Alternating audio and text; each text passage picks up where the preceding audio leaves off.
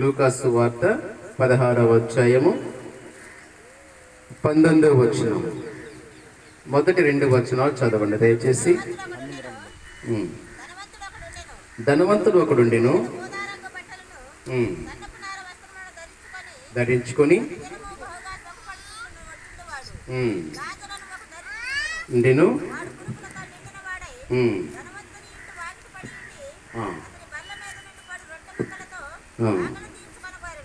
కోరెను.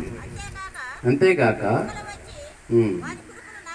నాకెను ఆ దరిద్రుడు చనిపోయి దేవదూతల చేత అబ్రహాము రొమ్మున ఆనుకొనుటకు కొనిపోయాడు.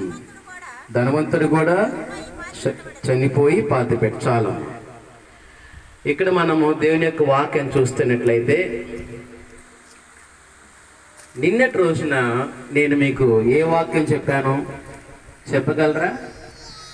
దేవుని యొక్క ప్రణాళిక, మొదటి రాకడ, రెండవ రాకడ, ఆయన యొక్క ఉద్దేశం, ఆయన యొక్క ప్రణాళిక.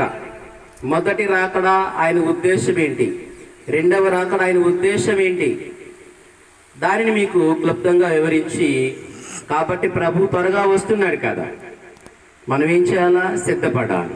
ఏం చేయాలి? సిద్ధపడాలి. అనేక మందిని సిద్ధపరచాలని నేను మీకు వాక్యము బోధించాను. ఈ రోజున విన్న వాక్యం గుర్తుపెట్టుకోవాలి, వాక్యం మన హృదయాలు భద్రం చేసుకోవాలి. రాకడ గురించి చెప్పాను నిన్న. ఈరోజు క్రీస్తు గలవారు, క్రీస్తు లేనివారు, 2 రకాల మనుషులు. ఒకరు క్రీస్తు గలవారు, మరొకరు క్రీస్తు లేనివారు.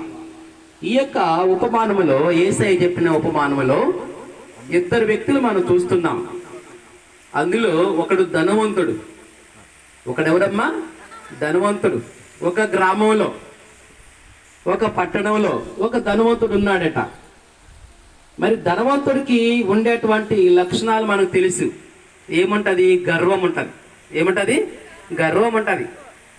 ఎవరిని కూడా లెక్క చేయరు ధనవంతుడు. మరి ఆ గర్వం ఉండి దేవుని కానీ మనుషుల్ని కానీ లక్ష్య పెట్టేవాడు కాదు ధనవంతుడు. వాడి హృదయంలో క్రీస్తు లేడు. క్రీస్తు లేనటువంటి వారికి ఎలాంటి ఆశీర్వాదము ఉండదు. ఆ ధనవంతుడు నిత్యము సుఖం అనుభవిస్తున్నాడు. ఇక ఈ లోకమే నాది,